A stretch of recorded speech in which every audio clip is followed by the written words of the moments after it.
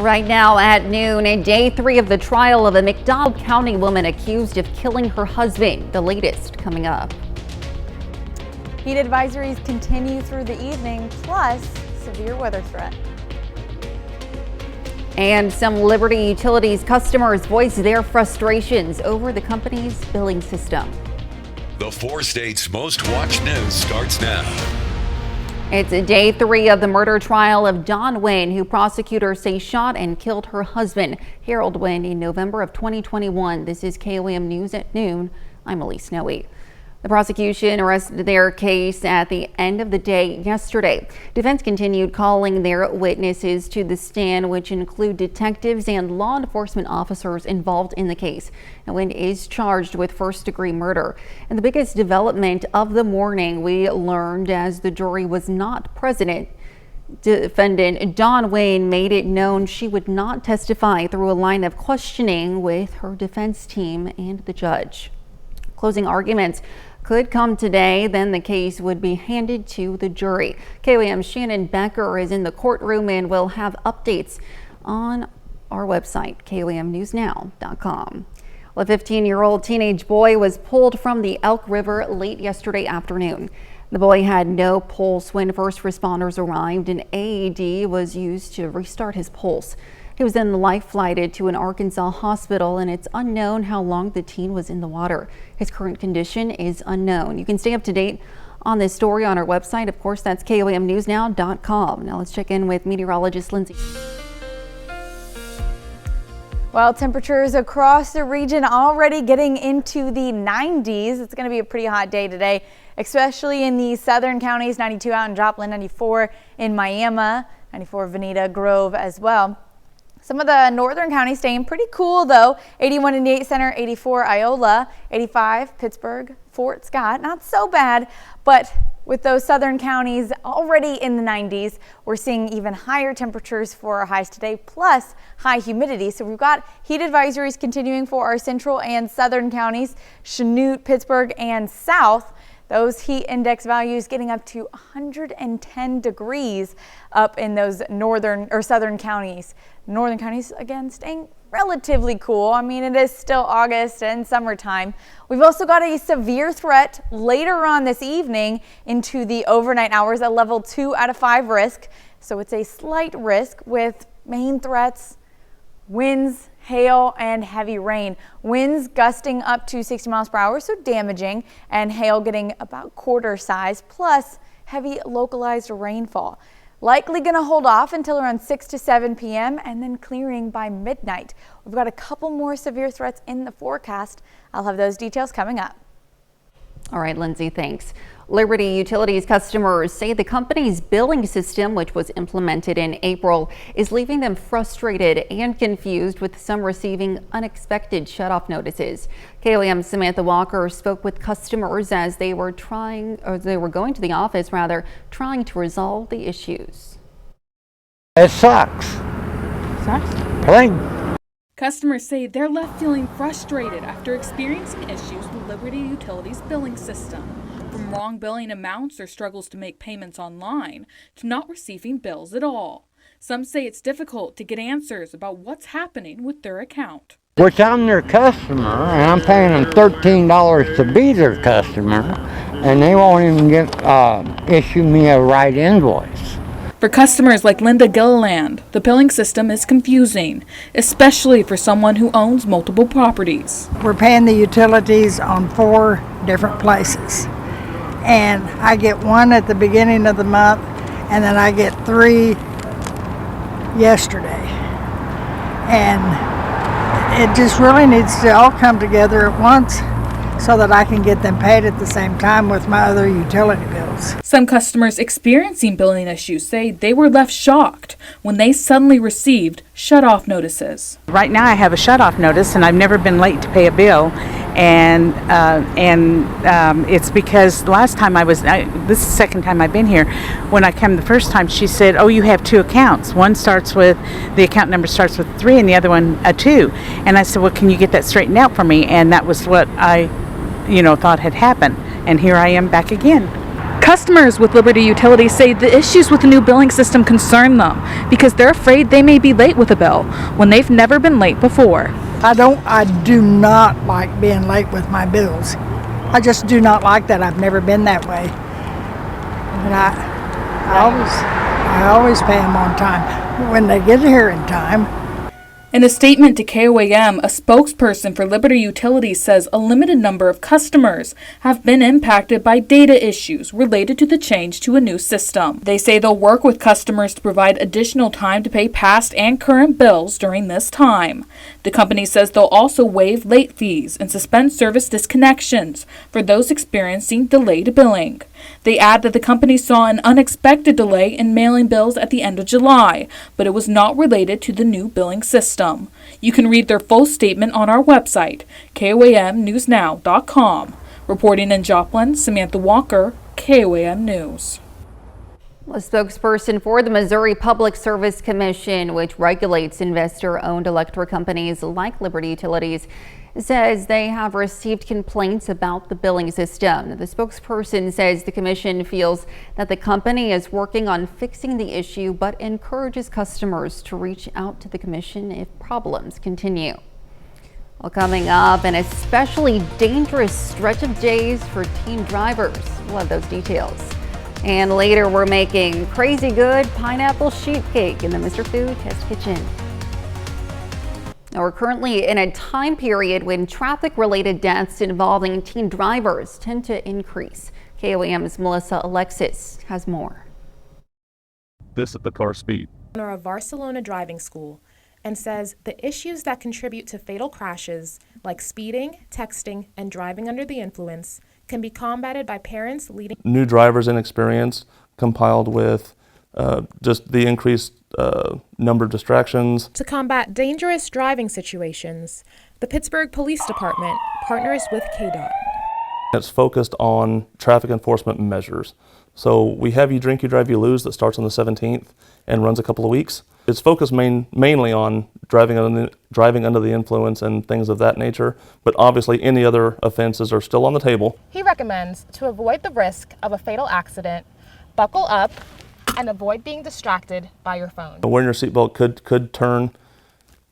could turn something that may be tragic into something that's just a fender bender or just a minor injury. John Barcelona is the owner of Barcelona Driving School and says the issues that contribute to fatal crashes, like speeding, texting, and driving under the influence, can be combated by parents leading by example and enforcing the restrictions on their child's driver's license. So the parenting skills comes in and says, I'd rather tell you no and have tears here than say yes and have tears at the hospital because I said go. According to AAA, teen drivers are 3 times more likely than adults to be involved in a fatal car crash. More than 7 people per day die in crashes during those most dangerous 100 days. People like Officer Bowman and Instructor Barcelona hope raising awareness will help reduce those numbers. Reporting in Pittsburgh, Melissa Alexis, KOAM News. And AAA says that a 16 or 17-year-old's risk of death per mile increases 44% when one passenger younger than 21 is in the car. The risk doubles when there are 2 passengers younger than 21 in the car. The Joplin History and Mineral Museum has a program specifically for keeping teen drivers safe. First Impact is a free 60 to 90-minute program designed to introduce teens and their parents to the risks new teen drivers face. The program also provides parents with the tools to monitor, coach, and support their teen drivers. Trying to get them on the road, it helps decrease their anxiety because they can talk about things. They are on the same page. They know what's expected of them. They're not going in blindly trying to figure out, well, what are they going to be doing whenever they go behind the wheel and I'm not there to help guide them. So, parents who'd like to sign up their teen drivers for First Impact, you can go to our website, that's KOAMnewsnow.com, or we've provided a link to the information. Still to come on KOAM News at noon, Mr. Food. Grab your fork and your appetite because we're serving up a pineapple cake that is crazy good. Trust me on this. We've got storms and high temperatures in the forecast. Those details up next. While temperatures are still going to be pretty hot today, plus we've had quite a few chances of rain this morning and this evening. We'll go ahead and take a look. 97 was our high yesterday, low of only 73. So we're above average for this time of year by about 5 to 10 degrees, and that continues today as well. Heat advisory through the evening for our central and our southern counties, Chanute, Pittsburgh, Joplin, and South. So heat index values getting up to 110, especially in those southern counties, and a little bit cooler in the northern counties. Still pretty hot though. I mean, it is August, but heat index values 108 out in Joplin, 110 in Miami, 113 in Veneta. So we're definitely getting into some dangerous heat conditions through the afternoon. We've had a few rain showers already this morning, some thunder, some lightning. It may have woken you up. It was moving through the Joplin area around 8 to 9 a.m. Then it cleared out. Now we're having some mostly clear skies all the way until this evening. We've got a few more isolated storms popping up. Low temperature only getting down to mid to lower 70s for our low tonight. And some of those storms tonight could be strong to even severe. So we're seeing a little tick up around 9 p.m.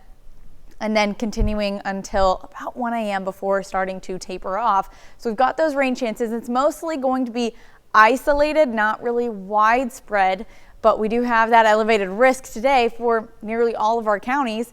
But we're really seeing that main line of storms starting to fire up along and south I-44, but some isolated storm could be getting up as north as Pittsburgh.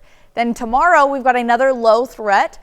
May expect that to increase to another elevated threat tomorrow, as I see on the future track. You know, starting to see a few stronger storms popping up in the forecast for tomorrow as well. But today, hail and winds, so hail getting up to quarter size and winds gusting as strong as 60 miles per hour. So damaging winds, large hail, not really a tornado threat. That's mostly going to stay east of us. We're looking pretty good, but we'll go ahead and look at that future track.